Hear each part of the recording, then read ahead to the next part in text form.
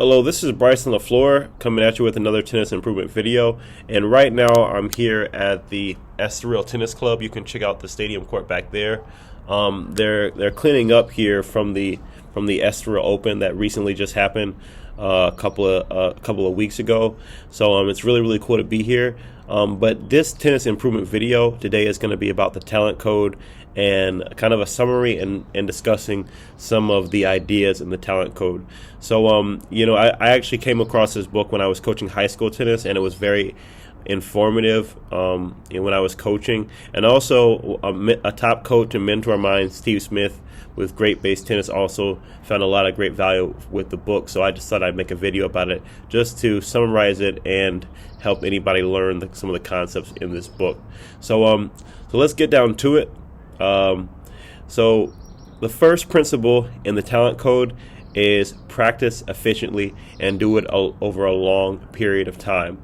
So we have to understand that repetition is the mother of skill, and we're going to touch on some of these topics later, but you have to be patient, because in tennis and in any advanced skill there is no shortcut. Okay, so one, we have to make sure our practices are really efficient, and two, we have to commit time over a long period of time to master those skills and practice efficiently. So the next thing is, and this is great for coaches, but I think it's especially great for players also, is to inspire creative problem solving. So on the coaching side, you want to make drills that are pushing your students to be creative.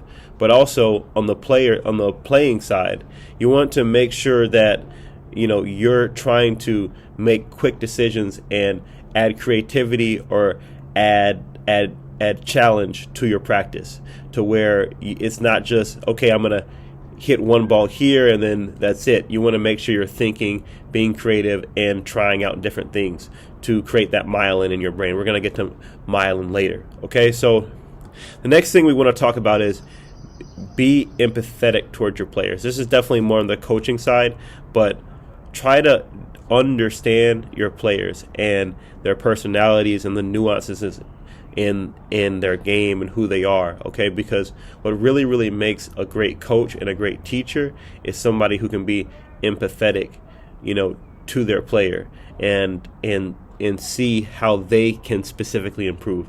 And also on the playing side of this, how this can help with the playing side is that you want to understand yourself and your game and your positives and your negatives, and that's going to really help you be a better tennis player and even be a better person. Okay, so next thing, and this is going to be something really hard on at Great Base Tennis, you want to make sure you start with your fundamentals. Okay, fundamentals are really important, and fundamentals create the framework for further growth. Okay, so the last thing you want to cheat on is your fundamentals. Okay, so build a good fundamental base and then start to be creative. Start to push yourself, but make sure you don't cheat on that on your fundamental base. Okay, so next thing is have patience. If it were easy, then everybody would do it. Okay, so we have to understand that learning a skill in anything is going to take time. Okay, tennis is a very complex, detail-oriented sport, and it takes years and years of repetition. So it's just like growing. It's just like planting a seed and watching it grow. You can't force it to grow. You can't make it grow faster than it's going to grow. You have to be patient and let it grow and water the plant. Okay, and that's one thing that maybe some tennis parents need to know. It takes time. Okay, you can't push the results. Maybe some players might be amazing when they're young, but maybe some players might peak earlier. But it's all about learning those concepts, and then that's going to put you in the best possible situation to learn going forward. So the next thing is a coach.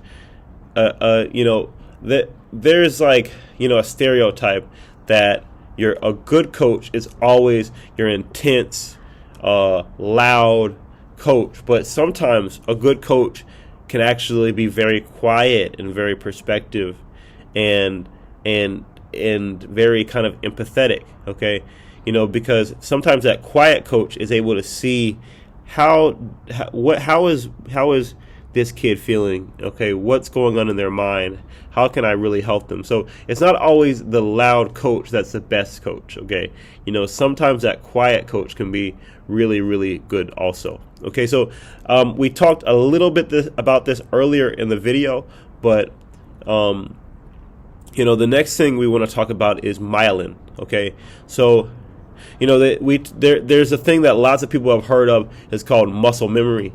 Okay, and that might be in some ways true, but really what we have to understand is that learning happens from brain memory, not necessarily muscle memory. Okay, so our brain builds myelin.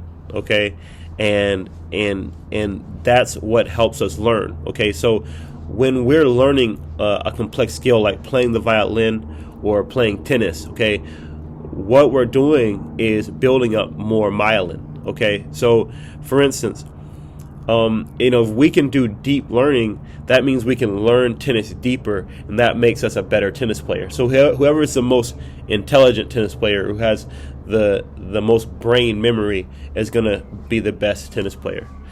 So a little bit more on this at Spartek, which was kind of a rugged tennis academy in Russia. They would practice.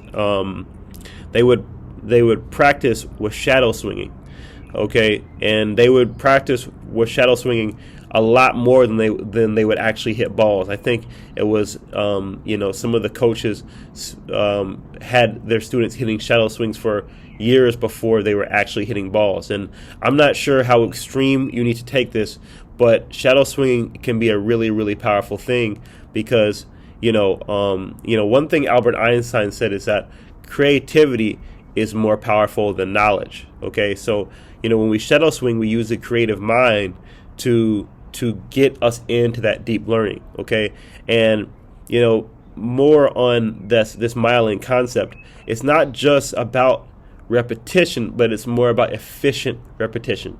So one example the book gives is that in Brazil they play this game called futsal, and this is like a very compact version of soccer, but they're practicing the skills in soccer more. That gives them that deep learning and that soccer intelligence to perform very, very well at soccer or football. So the next thing is that effort is everything. Okay, so a lot of times, people overestimate talent. Okay, the most important thing for learning a skill is effort, because repetition is the mother of skill. A skill is learned over a long period of time. So try to push yourself and try to coach effort, okay? Because that's, at the end of the day, that's the most important thing, okay? It's very, very simple. Next topic is build strong character and discipline, okay? So, it's all about character development, okay, and discipline. So, it doesn't matter what you have or don't have. If you have strong character, it's going to pay really strong dividends for your performance. Okay, so don't allow poor character in yourself or in your students, and also make sure you have very, very strong discipline.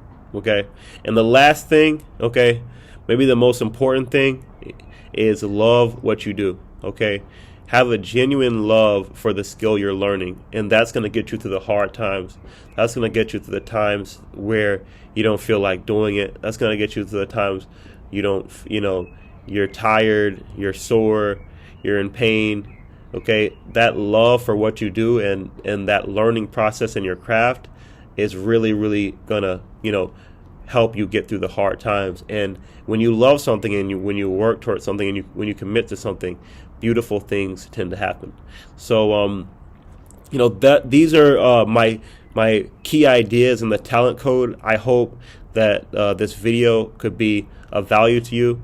So That's it for today as far as the talent code. This has been Bryce on the floor with another tennis improvement video. Like, comment, subscribe, and great luck out there on the tennis court. Thank you.